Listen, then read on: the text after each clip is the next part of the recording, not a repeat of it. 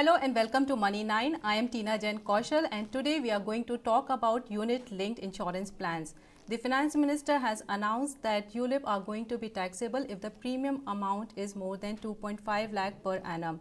Let's understand in detail about this announcement. Joining me today is Vivek Iyer. He is partner at Grant Thornton Bharat. Mr. Iyer, welcome.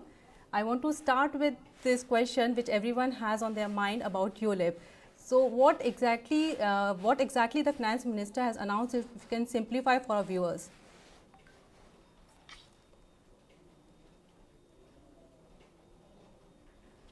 Completely the maturity proceeds on investing in a ULIP were exempt from tax.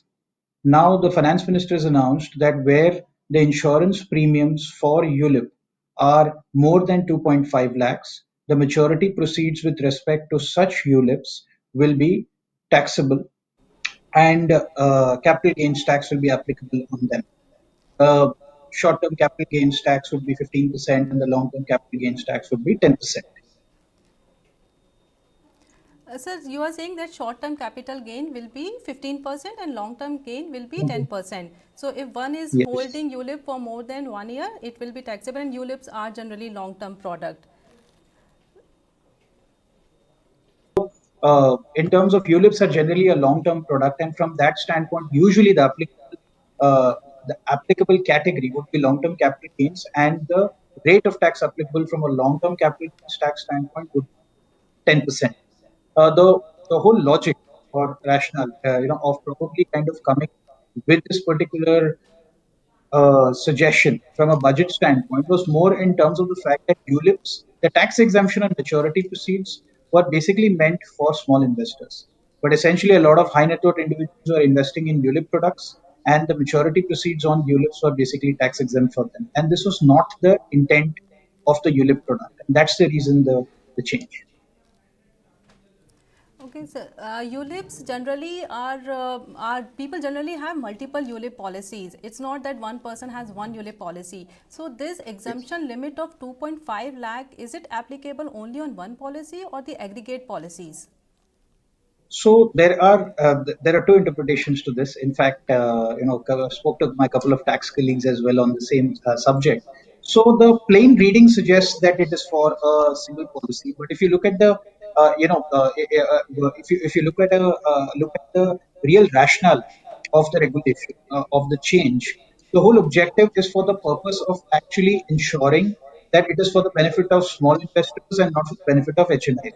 So the intent says that it should be 2.5 lakhs across all ULIP policies, but the reading seems to suggest that it's for a single policy. So a further clarification on the subject is being obtained. The logical rationale seems to be that it needs to be applicable across all. Okay. And also people have this idea that ULIP is all about equity markets, but ULIP give you the chance to invest both in equity and debt funds. So is the tax treatment going to be different for equity and debt fund investors in ULIPs? So the understanding, so we are actually in terms of waiting for a clarification from CBDT on the same piece in terms of whether the treatment of the equity-oriented funds as well as the debt-oriented funds will be the same or they will be different. Because the definition of an equity-oriented fund, as we understand, is 65% or more in equity product balance in debt. So from that perspective, there is further clarity that needs to be obtained in terms of whether the tax treatment will be same or different. Also, Income Tax Act says that in order to get the tax benefit, which was earlier given, that sum assured should be at least 10 times of the premium amount. So, in the backdrop of this new announcement, how is it going to be changed? Okay. So, in fact, again, two pieces of interpretations on the same thing.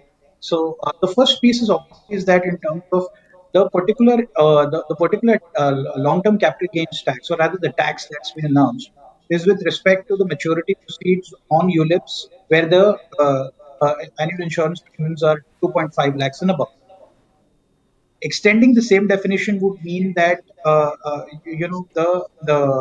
the exemption is applicable only with respect to the tax is applicable only with respect to units and not with respect to other insurance policies with respect to money back policy or endowment policy. But yet, in terms of while that's the initial reading, We are actually waiting for a clarification again on that from the Civil Code of Direct Taxes. In terms of because the announcement has been specifically with respect to ULIP products, and this particular section of the Income Tax Act that you're quoting, I believe it's 10(b), uh, that basically talks about an exemption being provided where the sum assured is 10 times respect to the insurance premium, then they will be exempt proceeds from that. So I believe that ULIP as of now will not be covered under that, but money back and endowment will be allowed to continue as exemptions. But we are awaiting formal clarifications on the same from CBD. Also, there has been an age-old battle between ULIP and mutual funds. ULIP was having a tax advantage for a very long time. But do you think now ULIPs and mutual fund are at par with each other? So even when we say mutual fund, probably I'll talk about the equity linked savings schemes because that's really where the whole advantage is applicable from a mutual fund standpoint, the ELSS scheme. So the real question is between a ULIP and a ELSS mutual fund scheme.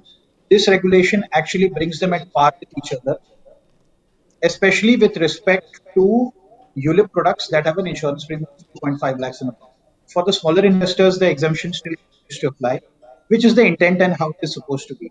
But otherwise, if I'm an HNI, from an HNI perspective, for me, ULIP and mutual fund are really at uh, uh, par with each other. And from a mutual fund perspective, I mean equity linked savings schemes.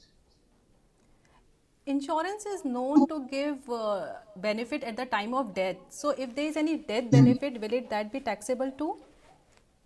No, the death benefit continues to be exempt from tax Okay, because that's that's essentially the objective of the product as well. So from that perspective, it is important to ensure that that continues to remain exempt. for small term investors. What product do you suggest? Do you think ULIP is still better than mutual fund, or they should shift to mutual fund? How do you go about it? See, so I would say in terms of investors, I would classify investors into savvy investors, and for whom investment is new. The first step, anybody who kind of does any investment management course, the first step that's actually taught to them is that a person first needs to take an insurance and then needs to get into investments. A ULIP product offers the advantage of both an investment as well as life protection. And from that perspective, I believe it's a good product for the smaller investors to kind of start with. Given that a lot of investors are not very savvy, it's very important to actually have insurance as well as investment. And the returns are good. In terms of the average returns have been close to 12 to 15%, which I believe is a decent return. Thank you, Mr. Iyer. It was very thoughtful and insightful talking to you. As you said, lot of clarity is required about taxation of ULIP, and thank you for being with Money9. Thank you. Thank you so much. My pleasure.